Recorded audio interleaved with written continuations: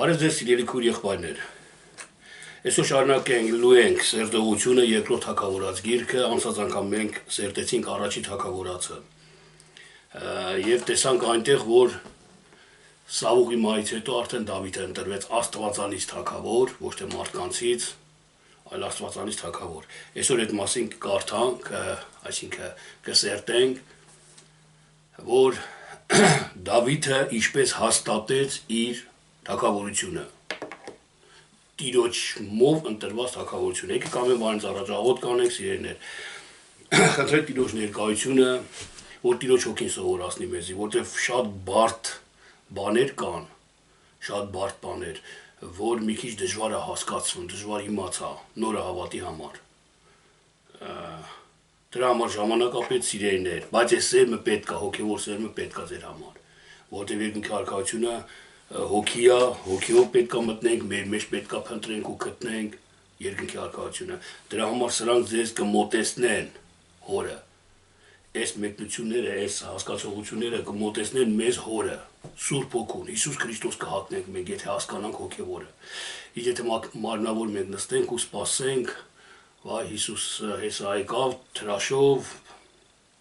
մազերը երկար, ուսերին փռած, սպիտակ շորերով, սենց ասեցես, դրա մեջ դա ժամանակ է մերցնում։ Դա ես չեմ ասում, որ միշտ վնաս կբերի, նորերին կարող է վախ առաջացնի իրանց մոտ, հավատք ավելացնի, այնքան մինչև աճի հասնի կատարյալ հոգևոր հասկացողությանը։ Դրա համար սիրելի քույրս եւ եղբայրս, պետք է մենք Տիրոջը խնդրենք, հորը խնդրենք, Հերը Սուրբ Հոգիով, Սուրբ Հոգին պետք է ներկա լինի մեր վարքի մեջ, մեր գործի մեջ, մեր մտածելաձևի, մտածմունքի մեջ, որ մենք աճենք, այլապես մենք Նիկոդիմոսի պես 83 տարի կլնենք եկեղեցում, 83 տարի կծառայենք ասում, բայց չենք էլ իմանա ոնց մտնենք երկնքի արքայությունը։ Մեր նպատակն է, որ փրկվենք, երկնքի արքայությունը մտնենք։ Իսկ Նիկոդիմոսն ասեց, ոնց մտնեմ երկնքի արքայությունը։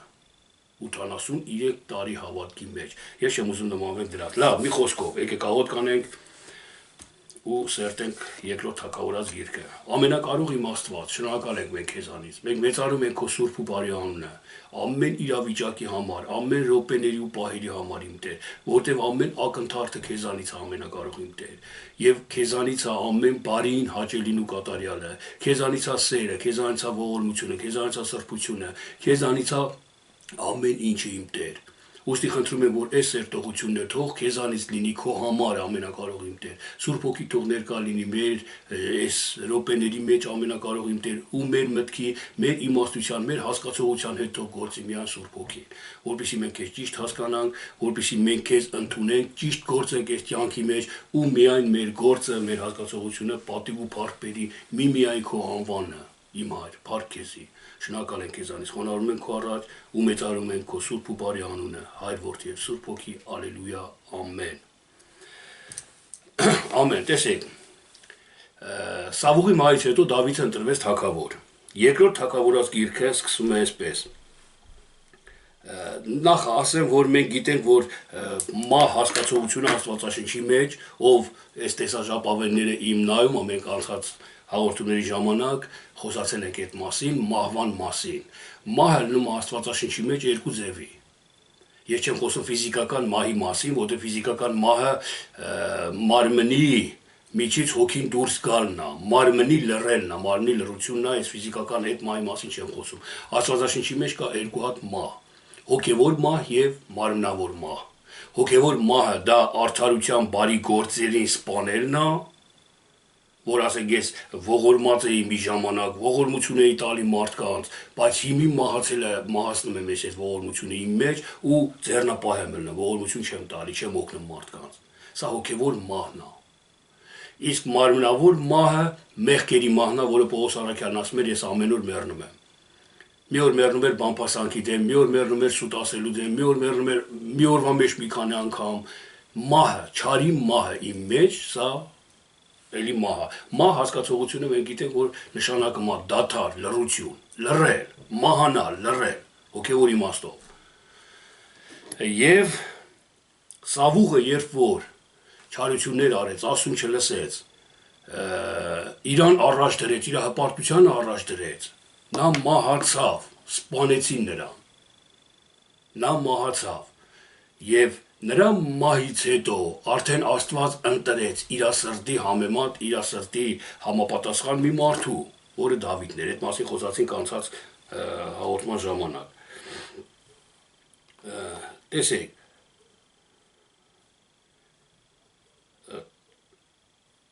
թագավոր, որը Աստված ընտրում է թագավոր, ոնց որ Դավիթին ընտրեց, այսօր մեզ էլ ամեն մեկից մենք պետք է սա հասկանանք, գիտակցենք ու չփախնենք այս հասկացողությունից, այս մտքից, որ Աստվածը մեզ ընտրե։ Աստվածը մեզ ընտրե, մեր ընտրությունը Աստվածալից է։ Ինչի համար, որտեվ ես էլ ասում եմ ընտրե։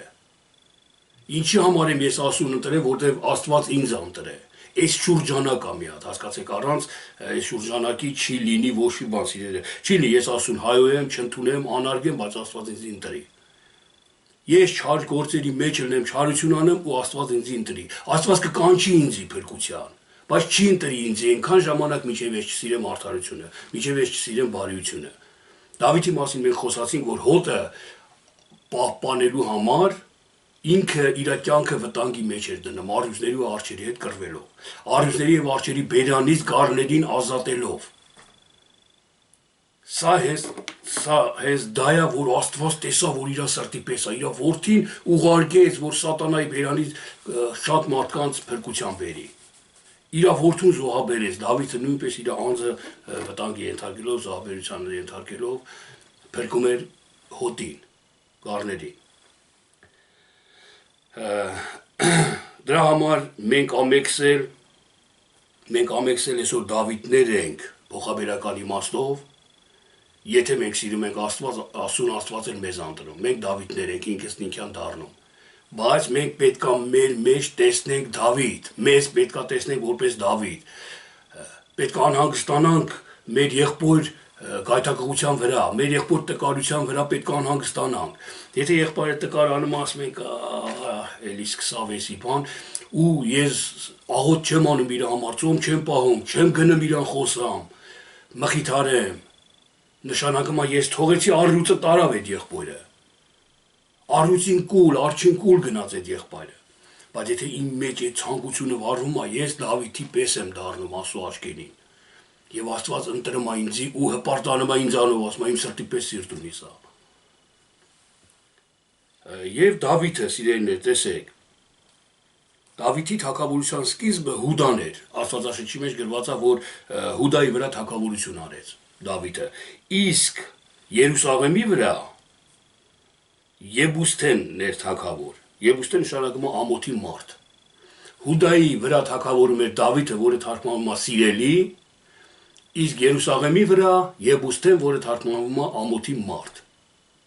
Սրանք խորը խորություններ են, ես չեմ ուզում ամենքի մասին մանրամասը խոսամ ինչի համար, նախ ժամանակը չի հերիքի, երկրորդը շատերին կձանձրացնի երկար այս հաղորդումները, բայց կներեք, պետքա դուք լսեք, ուշադիր պետքա լսեք մինչև վերջ, կես թողեք մյուս օրը լսեք շարունակությունը, եթե էլի բան չեք հասկանա, ես խնդրում եմ ձեզ նորից միացնեք, երկրորդ անգամ լսեք, ու դուք կտեսնեք ձեր փոփոխությունը, ու դուք կտեսնեք օգուտը ձեր վրա, ու դուք կտեսնեք կփայլի ձեր աչքերը, ձեր միտքը կփայլի արդեն դուք ասում կճանաչեք, այսօր ասում շատերը պատկերացումով են պաշտում, պատկերացումով, ու այդ պատկերացումը լիարժեք էլ չի անգամ, ուղղակի պատկերացնում են մեկ սենց մեկն է, ես այ Մարգարեի գրքի մեջ ես մի օր կարդացի, որ և Եհովան նստեց մի թեթև ամպի վրա ու գնաց Եգիպտոս, ես մտածում էի, Եհովան ամպի վրա հեծավ, ամպը իրան ձի էր, տես մեքենայից էլ լավ էր գնաց մի անգամ, իմ հասկացողությունը ես չգիտեմ ինչ էր այդ ժամանակ։ Բայց երբ որ հասունացա, երբ որ հոգևոր արդեն աչքերս բացվեց, արդեն ես տեսա Եհովան, ով է, ոնց է գործում, ամպը, ինչ է Եգիպտոսն, ինչ է, ինչի գնաց, այս բոլորը իմ մեջ արդեն փայլեցրեց ինձի։ Ինձի ճանաչեցնել տվեց Եհովային, ասում, որ այսօր շատ կարևոր է ու պարտադիր է ամեն հավատացյալի համար։ Տեսեք, Աբեները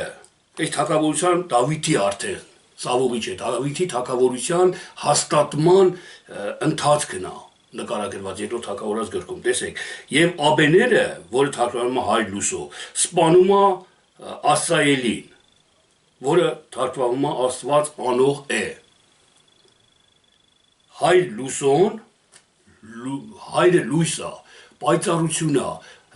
արդարություն է, նրա մեջ խավար չկա, նրա մեջ մեղք չկա, իմ մեջ, ամեն մի հավատացյալի մեջ կա այդ հասկացողությունը, որ հայրը լույս է, եւ այդ լույսոն, հայր լույսոն սպանում է իր մեջ այն հասկացողությանը, որն ասում է Աստված անող է։ Տեսեք, շատ ժամանակ մենք ասում ենք, որ Աստված կանի աղբերս, Աստված կբժշկի, մի մտածի, հույսը դիր Աստծու վրան, Աստված կկառուցի քո եկեղեցին, Դավիթին ոնց բերես թագավոր դրեց, այդպես քեզի կբերի հով կդնի, դու նստի, դու մի մտածի, դու աղոտ կարա Աստված կանի, աղոտ կանելը պարտադիր է, պետք է, ճիշտ է, բայց անընդհատ նստել աղոտ կանելով ոչ մի բան չի լինի, գործ պետք է անես դու պետք է քայլ անես, շարժվես։ Իսկ այս հասկացողությունը ասում է, որ Աստված անող, Աստված կանի, որ Աստված ուզենա կգանձի տնից կբռնի կտանի։ Դրան սպանում է հայր լույսոն, որ հայրը լույս է, հայրը արդարություն է, հայրը ճշմարտություն է, դու քայլ արա որ օրհնի քեզի։ Մտի այդ լույսի մեջ, որ լույսը քեզ առաջնորդի։ Եվ այս ամենը կատարվում է մարդու մեջ։ Մարդը ինքը իր մտքի մեջ պետք է պատերազմի մեջ լինի, սիրելիներ։ Ես չեմ ասում խառնաշփոթ, լաց, կոց, սպանությունների մեջ, որը մեր պատերազմ ասելով մենք հասկանում ենք ֆիզիկականը, ոչ, պատերազմը պետք է մեր մեջ լինի պայքար, չարի ու բարի զանազանության, բարին գտնելու ու բարին ամուր բռնելու, բարին սիրելու, բարին հաղթելու համար պատերազմը պետք մեզ, պայքարը պետք մեզ։ Միացած օրինակ ասեմ, երբ որ ես ուզում եմ մեկին մի կտոր հաց տամ, ողորմություն անեմ, օգնեմ, սոված է ինքը, աղքատ է ինքը, իմ մեջ անպայման ծնվում է չարը, թե մի տուր, ես տալի, իրապես 100 հատը կաշխարում էլի, ինչ անես, այս մտքի դեմ է մեր կռիվն ու պատերազմն ու պայքարը, որպեսզի ես հասնեմ այն նպատակին, որ հոժարությունով սրտի տամ մի կտոր հաց աղքատին, պետք է այս անպայման սպանեմ այն հակառակորդին իմ, որ ասում եմ մի տուխ ես տալի թու աշխատի եւ այլ այդ չար մտքին, հակառակ Աստծուն, հակառակ արդարությանը, հակառակ բարի մտքին ես պետք է սպանեմ։ Այս պատերազմը ամեն մարդու մեջ պետք է լինի, որը այս պատերազմը Դավիթի մեջ էր կատարում, մենք ասում ենք Դավիթ թագավորի մասին, որը այսօր մեր մեջ է։ Իսրայելի ժողովուրդը ասեցին, որ Դավիթը մեռավ ու իր գերեզմանը մինչև այսօր մեր մեջ է, այսինքն ինքը մեր մեջ կենթանի է։ Աստծո խոսքն էլ ասում, որ Աստված մեռելների Աստվածը չի։ Կենթանիների Աստվածն այսօր գործում է Դավիթը մեր մեջ։ Ու այս իրավիճակներն էլ մեր մեջ գործում։ Ուղղակի սիրելի քուրիս եւ եղբայրս, ուղղակի մեզ պետք է հասկանանք, մեզ պետք է տեսնենք այդ իրավիճակը։ Շատ ժամանակ մենք տեսնում ենք այդ իրավիճակը, համարում ենք պատահականություն, իներցիայի տակ եթում ենք չենք հասկանում խիտենց էլա, որտեղից եկավ այդ միտքը, ինչի համար այդ միտքը ինձ հաղթեց, որ ես չտվեցի աղքատին մի կտոր հացը, կամ ինչ կատարեց, որ հաղթեցի ես, տվեցի հենց հակառակ այդ մտքին, կամ ինչ կատարվեց, որ ես չուզենալով, բայց տվեցի։ Սրանք տարբեր բաներ են, սրանք միջև մենք չհասկանանք, պատերազմի մեջ հաղթողներ դուրս չեն գա։ Մեկ բարի բան կանենք, մեկ չար բան կանենք, համու քշվածի պես։ Դրա համար պետք է հասկանալը, պետք է գիտակցելը, սիրելի քուրիս եւ եղբայրս։ Նորից եմ կրկնում, ոչ թե պատմություն, ոչ թե ֆիզիկա, քիմիա հասկանալ, գիտակցելու մասին է։ Որտեղ ասում է Աստված աշխարհի իմաստուններից առավ այս գիտությունը, տվեց հիմարներին, որ Աստծո հիմարը աշխարհի գիտունից գիտուն է։ Սա չի նշանակում աշխարհի գիտունը իր անգիր Աստվածաշունչի իմանալով էր, պատմություն, քիմիա իմանալով էր, մաթեմատիկա իմանալով էր, բայց հոգևորը, չարը բարի զանազանողը, բարին ամուր բռնողը, դա է իմաստունը, դրանից վեր իմաստություն գոյություն չունի։ Դրանից վեր իմաստություն գոյություն չունի։ Ինչի համար, որտեղ այդ իմաստությունը տանում է հավիտենական կյանքի։ Ոչ թե այս երկրի վրա 80 տարին ակնթարթի պես անցնում, իսկ հավիտենականության մեջ վերջ չկա։ Այ իմաստությունը սա է, որ ես այդ անվերջի մեջ եմ մտնում, որ ես Աստծո լույսի այն ամենաարդարության, բարության, սիրո մեջ եմ մտնում, որ հիմա ես երկրի վրա փափակում եմ, որ ունենամ այդ սերը, բայց հերվից եմ տեսնում, երբեմն ունենում եմ, երբեմն հեռու եմ շատ այդ սիրուց, բայց հավիտենականության մեջ միշտ Տիրոջ գրկի մեջ եմ կլնելու ենք։ Տեսեք, ինչքան իմաստուն մարդ պետք է լինի, որ ընտրի դա, ինչքան հասարակ իմաստություն է, բայց շատերը իրաց չունենալու պատճառով այդ սիրո հասկացողությունը չունենալու, հոգևոր հասկացողությունը չունենալու պատճառով այդ գանձը գցմեն են կողմ մի կոպեկ են վերցնեն, որը իրանց պետք է չի գալի, այսօր կա եկուս չկա այդ մի կոպեկը։ Ինչքան անմիտ մարդ պետք է լինի, որ գանձը թողի ընկնի մի կոպեկ բանի հետևից։ Այն երեխեն, որ հասկացողություն չունի, մի հատ կոնֆետը, ես այս օրինակն եմ ասել, փոխում է մի հատ մեծ գանձի կամ միլիոնների հետ։ Որտեղ միլիոնները թուղթ են իր համար, ուտելու չի, իրան հաճելի չի, իսկ մի հատ կոնֆետը քաղցրա ուտելու է։ Կոնֆետը կերավ պրծավու վերջ, երեխեն արդեն մնում է նորից են հին վիճակի մեջ։ Ինչ եթե հասուն մարդ առնում, հասկանում է ինքը այս ամենը։ Արդեն այդ միլիոնները իր կյանքը, ամբողջ կյանքը ապահովում է։ Թե իրան, թե իր ընտանիքին, թե իր բարեկամներին, թե աղքատներին, բոլորին օգուտ է տալի այն միլիոնները, որից ինքը չի հրաժարվում, ձեռք է բերում, պահում է։ Ես հոգևոր իմաստով եմ ասում, միլիոնները, այսինքն բարի գործերը կամ գանձերը։ Տեսեք, Դավիթի որդիներն են, եկեք այստեղ հաներ են մեզ Դավիթի որդիների անունները գրել են բացատրություններով, որդի մենք գիտենք, չէ, որ շարունակության սերունդ է, պտուղն է, իմ որդին իմ պտուղն է, երբ որ ես սովածին մի կտոր հացը տվեցի, դա իմ որդին է, իմ պտուղն է, եթե հոժարություն է որ տալի։ Եվ դա իմ մեջ շարունակվում է, չի մահանում, ես ես մի մեր սովածին տալուց հետո չեմ դադարում։ Հաջորդ անգամ էլ որ հանդիպեմ մի ուրիշ սովածի կամ ուրիշ կարիքավորի կամ ուրիշ մի բանի, դա իմ մեջ կա, իմ որդին է, ես պետքա տամ։ Ես գիտեմ մարդիկ միլիոնատեր են, կառնեն, կթափեն, բայց չեն տաղկատին։ Հասկանում եք, իրանց որդին չտալն է, չարի որդի է իրանցը, նախանձն է, ուրախանալն է ուրիշի աղքատության վրա։ Բայց մերը աստվածային է այդ պտուղները, որդիները։ Տեսեք Դավիթի որդիները որոնք էին, ովքեր էին։ Ամնոնը, որը նշանակում է հավատարիմ։ Աբիբիայից ծնված Քիլաբը։ Քիլաբի ես թարգմանությունը չունեմ, բայց Աբիբյան բերկրանքի աղբյուր թարգմանվում է։ Բերկրանքի աղբյուր, ուրախության աղբյուրն էլ գիտեք ինչ է։ Խոսքա, որը անընդհատ բխում է, աղբյուր է։ Բերկրանքի աղբյուր է բխում, ուրախության աղբյուր է բխում։ Չեմ կարդում այնտեղ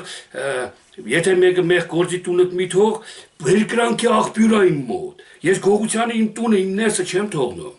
Բայց այն մեր գործող եղբայրը որ գալիս է գրկաբաց եմ ընդունում, բերկրանքի է, խոսում եմ իր հետ, շահում եմ իրան, ինքը փրկվում է։ Բերկրանքի աղբյուր, անընդհատ բերկրություն է իմ միջից խոսում։ Ես չեմ պատկերացնում այն մի եղբայր, որը ինքը այս խոսքը մարմնավոր կատարի, եղբայրը տուն չթողի, որտեղ մեղավոր է եղբայրը, մեղքագործ է, ու ինքը բերկրանքի մեջ լինի։ Եթե բերկրանքի մեջ լինի, դա սատանեն է, դա ժամանակավոր է, դա խապուսիկ է։ Ոնց կարա բերկրանքի մեջ լինես, որ եղբայրը համ մեղքի մեջ է, համ գալիս է, որ ծառավա ջուր չես տալի, սովածը հաշ չես տալի եղբայրը։ Դու ոնց կարաս բերկրանքի մեջ լինես։ Բայց Դավիթի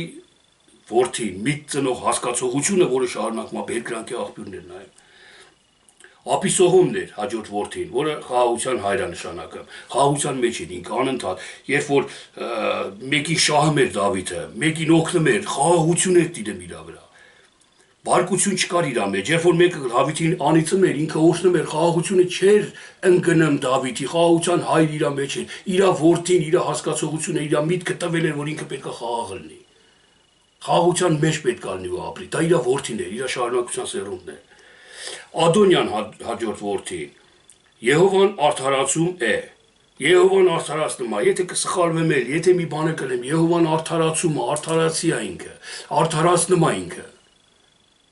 Ոնց արդարացնում Եհովան, նայելով իմ մարմնի մեծությանը, ոնց որ Սավուղին տենց է արդարացնում, որ մեծ էր, հզոր էր, ոչ, նայում է սրտից, որ մեծ ու հզոր է, ուժեղ է, արդարացնում է, եթե սխալ էր գործես, արդարացնում է։ Մենք հեսա խոսանք Դավիթի մեղ գործելու մասին, ոնց էր Դավիթի սիրտը ինչքան մեծ ու հզոր էր, որ Եհովան արդարացրեց Դավիթին։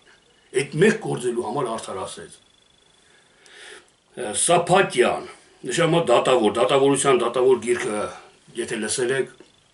դատավորություն, որ դատես, չարը բարիից զանազանես ու արդարությունը բռնես, բարին բռնես, դա դատավորություն է նշանակում։ Եվ Դավիթի որդիներից մեկը իր ծնած գործը դատավորությունն էր, այսինքն արդարություն էր անում ինքը միշտ։ Տեսեք ինչքան հատկություններ, ինչքան երեխեք ուներ ինքը։ Ես իրեն մենակ Քեբրոնում ծնված երեխեքն են, բայց ինքը էլի շատ երեխեք ուներ, որի թարգմանությունները նորից եմ ասեմ լրիվ արդարությունը, բարիություններ են։ Եվ այն մյուս որդին Եթանն էր, որը նշանակում է տևական, մնայուն, զորավոր։ Եվ Դավիթի մեջ կար մի հասկացողություն, մի որդի, մի պտուղ, որը ինքը ասում էր, որ միշտ պետք է անեմ դա, միշտ պետք է անեմ, միշտ տամ։ Ինքը չէր ձանձրանում անընդհատ ասելուց, անընդհատ ողորմություն տալուց մեկին։ Տևական էր, մշտական էր իր մոտ դա։ Եվ սրանք էին այս որդիները Դավիթի, որը ծնվեցին։ Իսկ Եբութեն, որը թարգմանվում է ամոթի մարդ, սպանվում է։ Իսրայելի թագավորն էր Եբուսեն, հիշում եք ամեկտել։ Եվ երբ որ ինքը սպանվում է, Դավիթը սպանողի վրա լուծում է, վերջապես Դավիթին տանը նաև օծում են Իսրայելի եւ Հուդայի վրա թագավոր։ Ամբողջ արդեն հավատքի ժողովրդի վրա թագավոր ալն Դավիթը։ Դավիթի հաստատությունը թագավորության մեջ, այս հատկությունները մենք եթե ունենանք, հաստատվելու են երկնքի արքայության մեջ։ Մեր երկնքի արքայությունը, որ Հիսուսն այս փնտրեք ձեր մեջ գտեք, ես փնտրում եմ, տեսնում եմ, որ իմ մեջ մի տեսակ խռովություն կա, ուրեմն երկնքի արքայության մեջ խռովություն չկա։ Եթե խռովություն չկա, ուրեմն իմ մեջ չի երկնքի արքայությունը, նորից պետք է փնտրեմ, որ իմ մեջ գտնեմ։ Հենց խռովությունը չի լինում, խաղաղություն, հանգստություն ալեմ, այսքան պտուղներ եմ ես ունենում, այսքան որդիներ եմ ես ունենում, այսքան բարի գործերով լցված եմ ելնում, նոր արդեն տեսնում եմ երկնքի արքայությունն է իմ մեջ։ Նոր արդեն ինչ որ տեսնում եմ, որ ուզում եմ մի բան թեկուզ սխալվեմ, չար բանել անեմ, Աստված ձեռքիցս բռնում դնում արդարության մեջ, չի թողում որ չար բան անեմ։ Թույլ չի տալի, պահապան Աստված դառնեմ ինձի։ Իսկ մարդիկ կան չարություն են անում, ագահություն եւ այլ լիքը մեղքերի մեջ, Տեր Աստված արի օգնա հանգարտ մի հատ փոքր իրավիճակի մեջ են ընկնում նեղության մեջ։ Տեր Աստված արի օգնա, ինչի չես օգնա, մախրես եկեղեցի եմ եթե, մախրես աղոթք եմ անում, մախրես ծոմ եմ պահում, սրանք նորից եմ կրկնում, մարմնավոր հասկացողություններ են, որոնք հակառակ են հոգևոր հասկացողությանը։ Նրանք չեն էլ հասնի, կգա ժամանակը, միգուցե կհարթվի այդ իրավիճակը, բայց երկնքի արքայությունը իրաց մեջ նրանք չեն գտնի, նմանատիպ մարդիկ։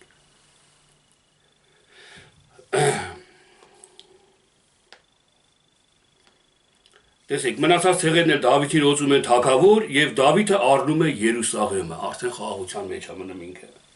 Արդեն առնում է, Երուսաղեմը գրավում է։ Երուսաղեմը առնելու համար, տեսեք,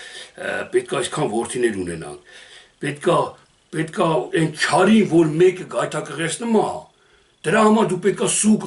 անես, դրա համար դու պետք է վրեժ լուծես, թե խի չարեր, խոսայի, կյանքը տայր, թողապաշխարեր գար։ Ոնց որ Հիսուս Քրիստոսն ասել, մեղավոր եք ձեզ համար ինչ, խի մեռնեմ ձեր համար, մեկը մեղավոր եք գնացեք դժոխք։ Բայց իր կյանքը տվեց մեղավորների համար, որ դառնան այդ մեղավորները։ Իսկ այսօր մենք չենք կյանքը տալի մեղավորների համար։ Ինքը մեր եկեղեցուց չի, այ մարդ ուրեմն մոլորված է։ Ես մարդ գիտեմ, ստել հացում եմ օրեկան իր համար, հավատացեք, փնտրում եմ իրավիճակներ, որ ես խոսամ իր հետ։ Բայց իր մոտ փակ է ուղեղը, ինքը չի ընդունում ու վերջ։ Չի ընդունում ու վերջ, մեր եկեղեցուց չի, այ մարդ վերջ տվեք, դաժե ընտանիքին էլ արգելում է շատ բաներ, որ շատ այն մյուս եկեղեցու մարդկանց հետ շփվի կամ եւ այլ։ Հասկացեք, սրանց համար ես աղոթք եմ անում, բայց ելի փնտրում եմ, հանգարտ իրավիճակ եղավ, մի հատ խոսալու կամ մի հատ առիթ եղավ հանդիպելու, ես անպայման նորից ասելու եմ, խոսալու եմ իր հետ։ Ես չեմ հանդիմանելու, որտեվ ինքը չի ընդունելու դա։ Ես չեմ անարգելու իրան, որտեվ դա չի ընդունի ինքը։ Ես պետք է իմ կյանքը, իմ մարմինը, կենդանի զոհ անեմ իր համար, որ ինքը տեսնելով, համեմատելով իր ճանաչած եղբայրների հետ, ասի համար ճիշտ ասում, կարի մի հատ լսեմ, հələ այս մարդը ոնց որ իսկականից մի խոսքով հեղափոխություն առաջացնի իր մեջ, պատերազմ առաջացնի իր մեջ, փնտրտուքի մեջ ինքն գնի։ Ու այն ժամանակ Աստված կգործի իր հետ։ Եվ պատճառը դու կլնես, որ իրան դարձի բերես։ Ու քո բազում մեղքերի թողությունը կներվի, ինչպես գրված է Աստվածաշնչի մեջ։ Տեսեք, մեղքողը Դավիթին ծաղր է անում, մեղքողը Սավուղի աղջիկն էր, որը Դավիթին տվեց։ Վատ մտածելով, որ տամ փեսալնեմ իրան, այն ժամանակ ես որոգայթ կլնեմ Դավիթին, կսպանեմ Դավիթին, Սավուղ, երբ որ նախանձում էր Դավիթին։ Այդ ժամանակ իր աղջիկ մեղքողին տվեց Դավիթին, ով մեղքող թարգմանվում է, ով Աստծո նման է։ Եվ տեսեք, մեղքողը Դավիթի կինն էր։ Դավիթը սիրեց մեղքողին, ով Աստծո նման է, ցանկությունը ընդունեց Դավիթ իր մեջ, վերցրեց այդ ցանկությունը, կինը ցանկությունն է, մենք ամենքս էլ գիտենք։ Ով Աստծո նման, Աստծուն մեծարելու այդ ցանկությունը ուներ Դավիթը, վերցրեց իր կինն էր։ Բայց ով Աստծո նման այդ հասկացողությունը գայթակղեցրեց Դավիթին։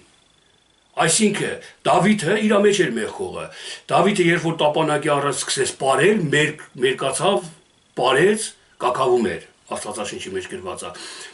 որ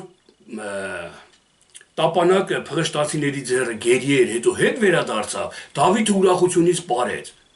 Աստծո պատվիրանները, երբ որ մեզանից հեռանում է, մենք երբեմն շենքել հիշում ենք, երբեմն սառած տկարացած մեր լեզվով, հավատացյալների լեզվով ասած, տկարացած վիճակի մեջ ենք ընկնում, ու հանկարծ այդ գերությունից հետ է գալի, նորից պայծառանում ենք, նորից ցանկություն է մեր մեջ առաջանում կարդալ, նորից Աստծո պատվիրանները գալիս են մեր մեջ, ուրախանում եմ ես, ուրախությանս չափ չկա, ու իմ միջից ցանկությունը ինձ ասում է, դու թագավոր ես,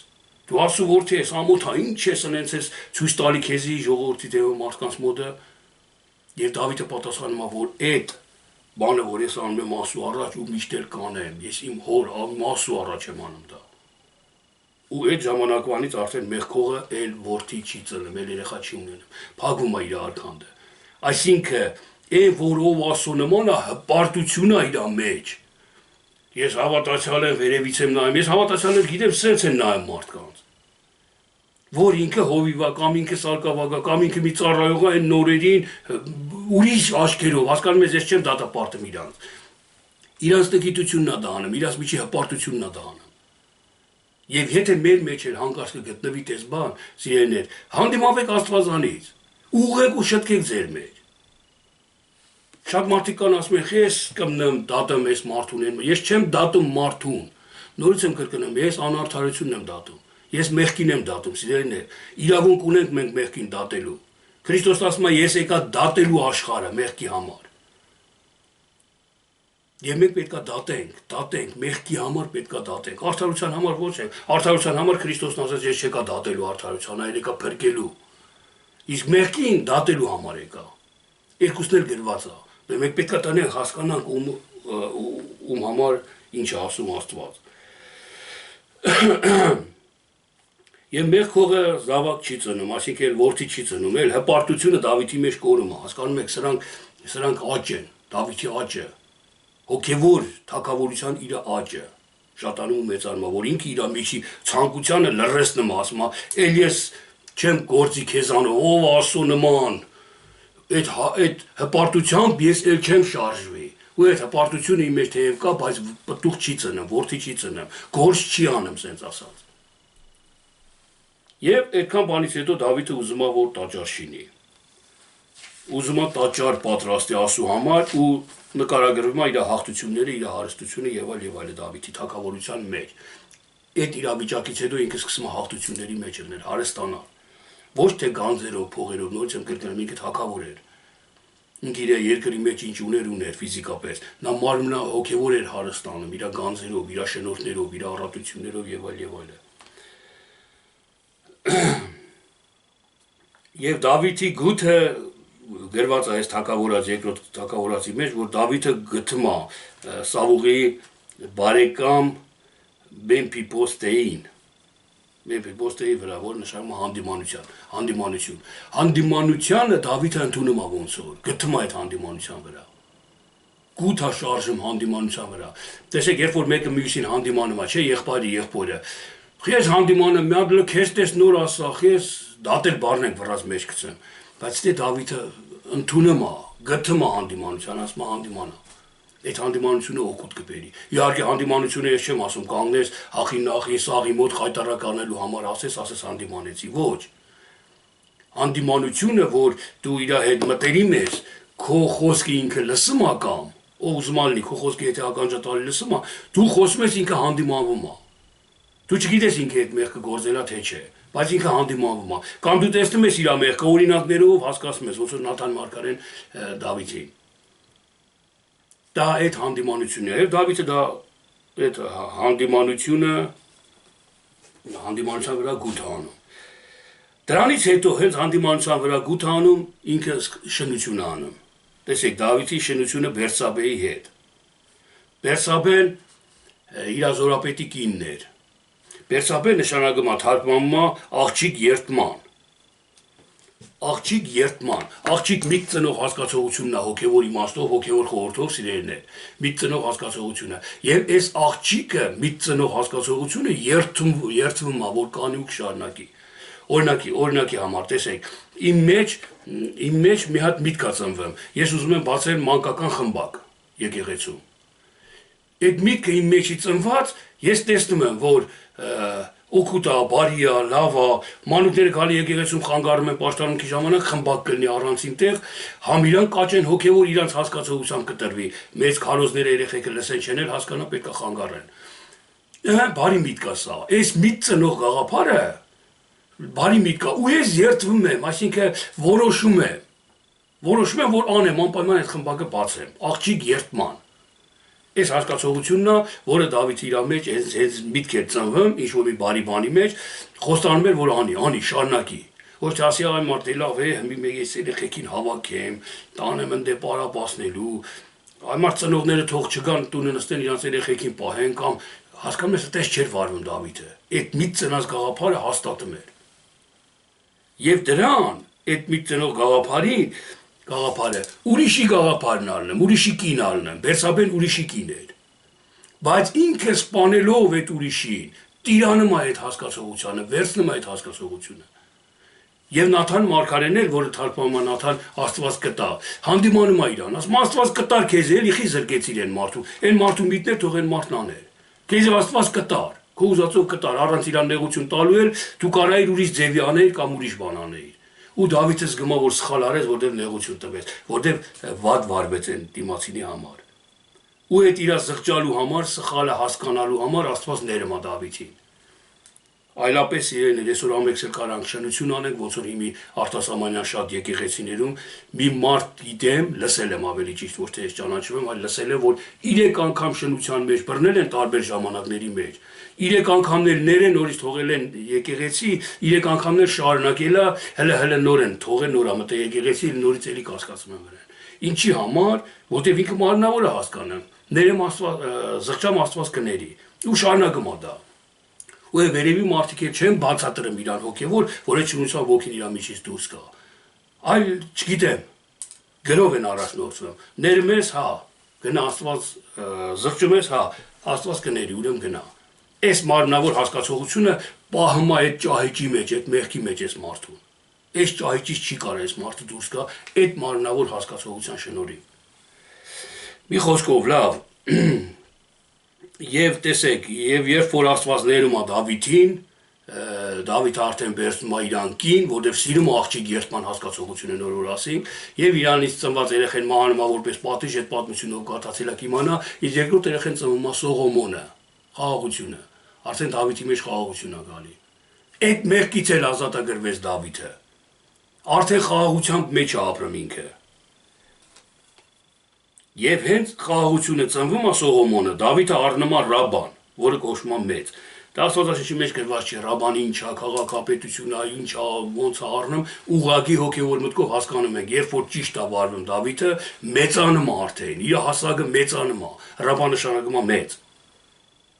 Արդեն Աստծո առաջին է մեծանում, իր մեջ է մեծանում, հասակով, իմաստությունով եւ այլն մեծանում է։ Եվ Դավիթի որդի Ափիսողոմը, որը նշանակում է խաղաղության հայր, հեղափոխություն անում Դավիթի դեմ, ուզում է թագավորությունը առնի։ Այսինքն մեր մեջ Դավիթը թարգմանվում է սիրելին է, տեսեք, իմ մեջ կա մի հասկացողություն հիմնված է դա իմ մեջ, որ ես Աստծո սիրելին եմ, որ ես ասում եմ այն ինչ որ Աստծուն դուր է գալի ու Աստծո որդին եմ, Աստծո զավակն եմ, անելու եմ այն, որ Աստծուն դուր գամ։ Աստծո սիրելի, Դավիթ դա թարգմանում, Աստվածանից սիրված, Աստծո սիրելի։ Ես Աստվածանից սիրված եմ, իմ ամեն հանդիմանությունով, ողորմություններով, բարի պտուղներով եւ այլ, ինչ էլ որ անում եմ ճշմարիտ եմ անում, Աստծո ասելով եմ անում, Աստծո համապատասխան եմ անում, իր կամքի պես եմ անում, ասենց ասած։ Ու Աստծո սիրելի եմ ես, հաճելի եմ մնում։ Եվ իմ որդին խաղաղության հայրը, Ափիսողոմը, իմ մեջ միտք է գալի, խաղաղությունը ավելի լավ չի։ Այդ մարդը խոսած, մի հատ սխալ բան ասեց, ես հանդիմանեցի, գոռացի այդ մարդու վրան։ Չգոռայի էլի խաղաղություն անում, թող խաղաղությունը թակավորել լինի իմ մեջ։ Ու պայքար է այդ, ես խաղաղությունը ուզում եմ, որ ինքը թակավորի։ Միտքս անդադ ասում է խաղաղությունը թող թակավորի, խաղաղությունը լավ է։ Ինչ էլ ասեն քեզի դու լուր մնաց, այն մի հանա, խաղաղություն պաշտպանա։ Էդի պետք է թակավորի քո դեմ։ Եվ Ափիսողոմը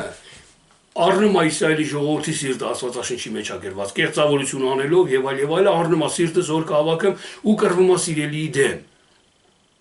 Բայց մենք տեսնում ենք, որ Ափիսողոմը մահացավ պատերազմի ժամանակ եւ Աստված նորից հաստատեց Դավիթին, սիրելին պետք է լինի, որովհետեւ սիրելիի մեջ կա նաեւ Ափիսողոմ։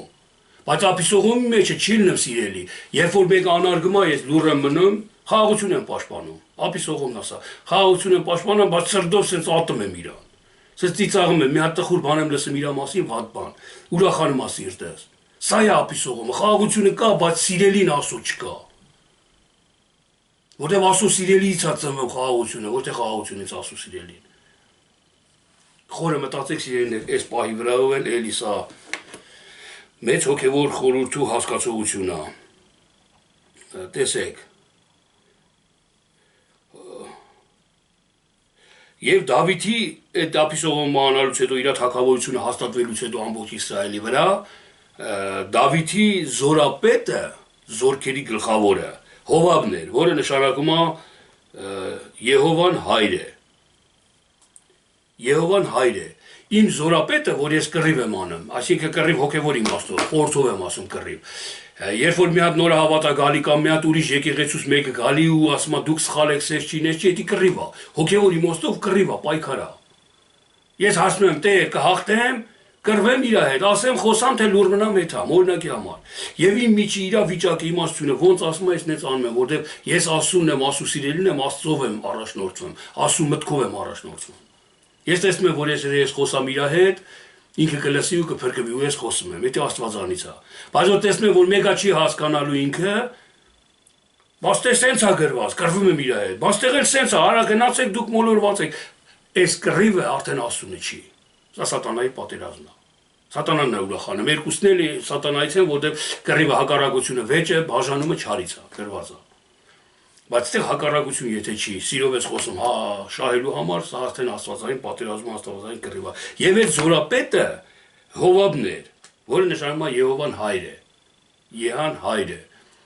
Եհովան հայրն է մեր, ինչքան կռիվ անում, պատերազմ անում, Եհովան է ծնե մեզի, Եհովան է կերակրե մեծացե մեզի, Եհովան է առաջնորդում մեզի, Եհովան է հաղթություն տալի, հայրն է ինձի այդ հաղթությունը տվողը։ Հայրն ամեն բան հայրն անում, զորապետը ամեն իրավիճակները հորից է, հոր վրա դնում, հորն է տալ իր ամեն հոգսերը։ Սա Դավիթի զորավորն էր, Դավիթի հասկացողությունը սա էր իր մեջ, որ այսօր նաև նորից եմ կրկնում մեր մեջ է, մենք ենք։ Սադովկը եւ Աբիաթարը քահանաներն էին։ Դավիթի քահանաներն էին, Սադովկը, որը նշանակում է արդար, եւ Աբիաթար գերազանց հայր։ Նորից քահանայություն անելուց նորից հորն ենք անում, հոր համար ենք անում, Եհովայի համար, ինչ որ էլ նման Եհովայի համար ենք անում, սա հիշեք։ Մի հատ Աստված ունենք մենք, մի հատ Աստված կա, որը Սուրբ Հոգիով եւ իր որդիով է կյանքը, կյանքի մեջ, որը Սուրբ Հոգին էլ որդին էլ մեզ է, մարդու որդուն է տվել, մարդու որդու մեջ է, այսօր մեր մեջ է, իր որդին էլ, իր հոգին էլ մեր մեջ է, ու մենք Աստծո պատկերով ստեղծված ենք, Աստծո համար ենք անում, ինչ որ անում ենք։ Եվ այդ քահանայությունը ինչ որ անում ենք Աստծո համար, զոհաբերություն, խնկարկություն, եկեղեցում երգում ենք, փառավորում ենք Տիրոջը, դա քահանայություն է լրիվ։ Դա քահանայություն է։ Այդ քահանայությունը մենք անում ենք արդարությամբ եւ հոր համար, գերազանց հայր։ Եվ արդարությամբ ենք անում։ Հիմա դուք ասեք, ինչ կա անարդարությամբ քահանայություն անելը։ Սավուղի երկու որդիները կաշառք էին վերցնում։ Հեղի որդիները շնություն էին անում հենց տաճարի մեջ, տաճարի դիմացը։ Հենց էդի անարդար քահանայությունն էր, անարդար Սավուղը քահանայություններ անում, բայց չսպասեց հորը, արդարությունը չտվեց ամբողջ փառքը հորը, Սամվելի, որը Սամվելի միջոցով էր արվելու այդ զոհը, ինքը զոհեց, վերցրեց իր վրա։ Տեսեք, թե անարդար քահանայություն էր սա, բայց Դավիթի մոտ արդար քահանայություն էր, քահանաները սրանք էին։ Եվ դրանից հետո Դավիթը նորից հպարտացավ, նորից ժողովրդին սկսեց հաշվել եւ Աստված ժանդախտով արդեն խփեց Դավիթին, ժողովրդին, Դավիթի միջի հասկացողություններին։ Երբ որ Դավիթը արդեն այդ խաղաղությունը, արդեն հաղթանակները լրիվ իր կողմն էր, արդեն ամեն ինչ ճիշտ անում էր, երբեմն մարդու մեջ ծնվում է հպարտություն, սիրելիներ։ Մեր մեջ էլ երբ որ ամեն ինչ տեսնում ենք խաղաղ, լավ, ուրախ, ամեն ինչ նորմալ է, անկախ մեզանից մի միտք է ծնվում։ Ոնց որ ուզենա դա հեռվացնի այդ Աստվածանից մեզի։ Դրա համար Դավիթը ընկավ այդ մտքի մեջ, որ ես այսքան ուժեղ եմ, ես այսքան հավատարիմ եմ Տիրոջը, այս րոպեին կոնկրետ sense ասեմ լավ, որ մեր բոլորիս մտքերն էլ բացվի հասկանալի լինի, այն Սամարացի ու Մեղավորի ու Մաքսավորի աղոթքը, երբ որ Հիսուսը առակ ասեց։ Մեղավորի ու Մաքսավորի առակի պես Մաքսավորի դերում եղավ Դավիթը։ Ես հաղթել եմ, իմ թագավորությունը էս է, տես ինչքան հարուստ եմ, տես խաղաղության մեջ եմ, արդեն այսքան տերիտորիան մերն է, գրավեր ենք, այսքան զորքեր ունեմ ես, այն երկրների պես չեմ, փղստացիների կամ մոաբացիների պես չեմ, ես իմիջ չեմ։ Հպարտանում էր։ Եվ այդ ժամանակ Աստված խփեց ժանդախտով, այսինքն կատարվեց այն խոսքը, որ ասում է Պողոս առաքյալն ասում է իմ հայտնությունների շատության համար, որ չհպարտանամ, սատանայից խայթոց տրվեցավ ինձի։ Եվ այդ ժանդախտը Դավիթի մեջ անհանգստացեց, խռովացրեց, խշմտանքը տանջեց իրան, որ ինքը Աստծուց առաջին գավ, հպարտացավ իր զորքով, ինքը հաղթե հասե դրան։ Թեև զորքով էլ հասե, բայց հայրը Աստված էր, Աստված արյա, Աստծո զորությունով ու Աստծո ուժով էլ այդ ամեն ինչը։ Եվ այդ երբ որ Դավիթը, երբ որ Աստված արդեն կոտորում էր, հրեշտակին ասեց հերի քաղաքին մարդ մահացավ 32,000-ի չափ, եթե չեմ սխալվում, եւ Որնայի կալում Դավիթը զոհ մատուցանեց։ Այսինքն Որնա նշանակում է հաստատ։ Երբ որ Դավիթը հաստատ հասկացավ իր մեջ, ոչ թե ձևի համար Տեր կներես ներողություն, Տեր սխալ է, չէ, հաստատ համոզվեց, որ ինքը սխալ է, այդ ուժը, այդ պատերազմը, այդ հաղթությունները, այդ հարստությունը, այդ թագավորությունը իրանից չէր, այլ հորից էր։ Դրա համար հաստատ զոհ մատուցանեց, հաստատ հասկացավ ու հավատաց, ընդունեց այդ հասկացողությունը իր մեջ, որ հորից հասա ու զղջաց ինքը։ Հենց Որնայի կալում հաստատությունը, Որնանշանակում հաստատություն, հաստատ։ Հենց հաստատվեց իր մեջ այդ հասկացողությունը, Աստված տվեց խաղաղություն։ Աստված վեր առավ ամեն ինչը եւ Դավիթը նորից շարունակեց իր կյանքը, այսինքն մնացածը կշարունակեն 3-րդ, 4-րդ թագավորացի մեջ, որը գրված է։ Այսքանը երկրորդ թագավորացի մասին սիրելիներ, ամենակարևորն ու գլխավորը, որ մենք հասկանանք, մենք թագավորներ ենք, այդ Դավիթի գործողությունը նոր որ կարդացի, բացատրեցի այսքան չէ, հոգեոր խորհուրդներով, մեր մեջ է, ամեն մի հավատացյալի մեջ է։ Մենք մեր մեջ պետքա տենանք այս ամենը, ու Դավիթի պես վարվենք, Սավուղի պես չվարվենք, Դավիթի պես վարվենք, Աբիսողոմի պես չվարվենք, Աբիսողոմ ունենանք մեր մեջ, բայց նայած տեղի, ասենք, օգուտի, հորը օգուտի համար օգտագործենք։ Մենք անդադ Որնայում զոհ մատուցանենք, հաստատուն զոհ մատուցանենք, ոչ թե երկմտելով, դելա սաղանում է, ես էլ անեմ, ոչ, հաստատության մեջ անենք։ Հասկանում եք, այս օրինակները մեր մեջ հոգևոր կյանքի մեջ անպայման հանդիպելու են մեզ, անպայման անցնելու է մեր միջով, մեր կյանքի, հոգևոր կյանքի միջով։ Ու մեզ այս իմաստությունը կտա, որ մենք ճիշտ վարվենք, Դավիթի պես վարվենք, որ Աստծո սիրելին լինենք, որ մեր թագավորությունը հավիտյան լինի, չէ որ մենք երկնքի արքայության մեջ, հավիտենական կյանքի մեջ հավիտյան ալելու մեր թագավորությունը։ Նույնը Դավիթինն էր, եւ Դավիթ այսօր մեր մեջ հասկանանք այս շուրջանակը, որը կատարում է, հասկանանք մեր մեջ ու մեր համար։ Ես մի փոքր մի բան ասեմ ու ավարտեմ, սիրելի քորեր եղբայրեր, չեմ կարա չասեմ, ուղղակի այսօր եմ լսել, ինձ մի հոգի ուղարկել էր Զապիսը մի հավատացյալ եղբայր խոսում էր,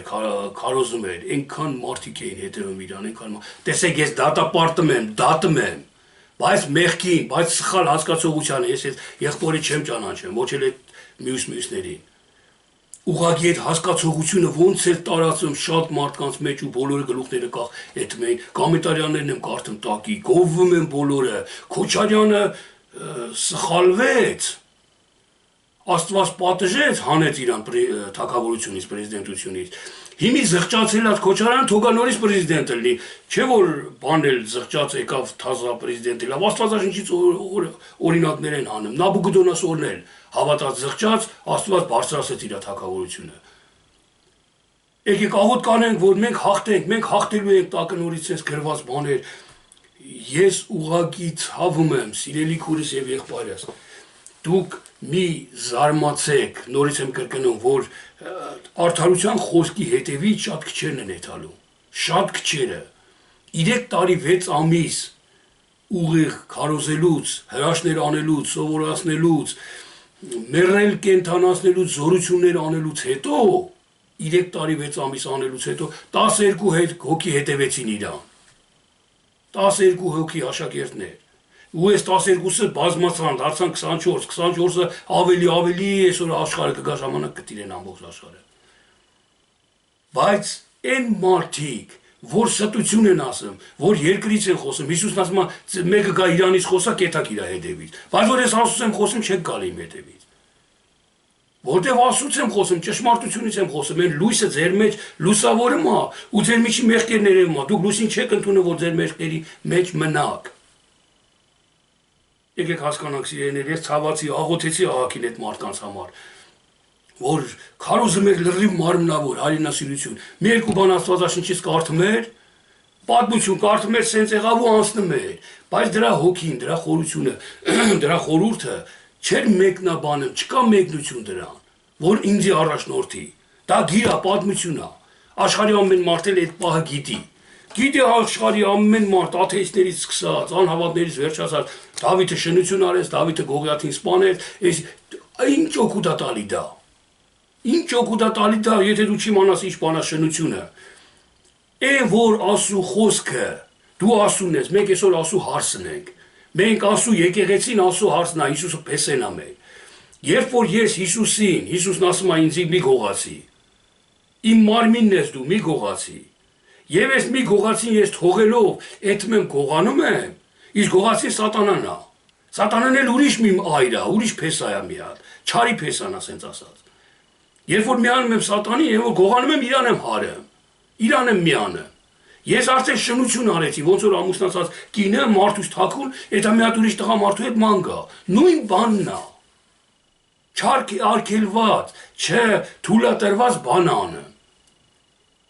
Իր տան մեջ ուրիշ օրենքային կետում ուրիշ օրենքով աշխարհում։ Դա կոչվում է շնություն, հոգևոր իմաստով ես ֆիզիկական օրինակ բերեցի, որ հասկանանք։ Հոգևոր իմաստով, դրա համար մերը արդարությունն է, մենք արդարության հետ ենք ձուլված, մեկացած։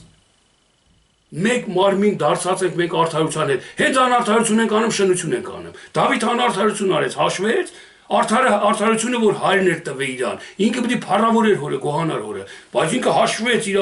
բաների վրան հպարտություն եկավ։ Իսկ հպարտությունը ուրիշ տղամարդ է, մեկացավ այդ ուրիշ տղամարդին, որ հաշվեց։ Դրա համար ասում է Դավիթը շնություն արեց, մեղք գործեց, սխալ արեց։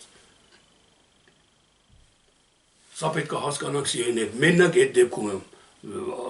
այդ դեպքում է, որ մեր մեջ սրբություն կլինի, մեր աչքերը կբացվի, մենք հորը կտենանք։ Հիսուս Քրիստոսի հետ մեկ կլինենք, կհագնենք Հիսուս Քրիստոսին։ Ուրիշ ոչ մի ճանապարհ չկա։ Մի ճանապարհ է Հիսուս Քրիստոսն է, արդարություն, օծություն, հոգևոր կյանք, հոգու կյանք։ Ես հոգի եմ, իմ խոսքերը որ խոսեցի, հենց նոր հոգի ու կյանք են սրանք, ասեց Հիսուս Քրիստոսը։ Իսկ ես ամբողջ Աստվածաշունչը Հիսուս Քրիստոսի խոսքերն են, հին ուխտից սկսած, նոր ուխտից վերջացած։ Որտեղ Հիսուս Քրիստոսն է խոսքը։ Խոսքը Հիսուս Քրիստոսն է, խոսքով ամեն բան է լավ։ Սրա Հիսուս Քրիստոսով այսի գրված ու արված։ Դրա համար սիրելի քուրս եւ եղբայրս, իսկ Հիսուս Քրիստոսը հոգի է եւ կյանք։ Հոգի է եւ կյանք։ Իսկ մենք չկարդանք գիր եւ մահ, գիր եւ Աստծուց հեռացում, գիր եւ սպանություն, գիր եւ հակառակություն։ Հոգի եւ կյանք է այս գիրը։ Եթե Հիսուս Քրիստոսն է, եթե մենակ Հիսուսն է,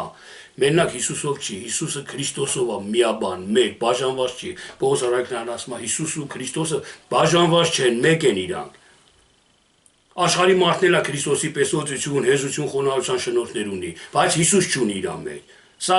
ունենա կամ չունենա։ Կամ Հիսուս ունի, Աստծո խոսքը ունի, բայց օծությունը չունի, գործերը չունի։ Հիսուսը Քրիստոսի հետ մեկ է, սա է Աստծո որդի։ Այսօր մենք որպեսզի աշխարհի մարդ չլինենք, հեռու չլինենք Աստվածանից, պետք է Հիսուս Քրիստոս հագնենք մեր վրա, մեր մեջ ունենանք։ Ոչ թե Քրիստոս մեն ունենանք կամ Հիսուս ունենանք։ Լավ, այսքանը ինձ թվում է հերիքա չձանձրացնեմ ձեզ սիրելի քուրից եղբայրս, թեև չձանձրացողը չի ձանձրանա, կկարդա օրերով, գիշեր ցերեկ, կլսի ու կհասկանա, կորոճա, կմանրացնի հասկացողությունը իր մեջ կներեք ու Դավիթի հոգին, Դավիթի սիրտը, Դավիթի հասկացողությունն ու գործերը մեր ամենքի մեջ լինի։ Շարունակենք այդ տեմպով։ Այսքան ամենքի շինության համար եղեք օրհնված Տեր Հիսուս Քրիստոսի անունով ամեն։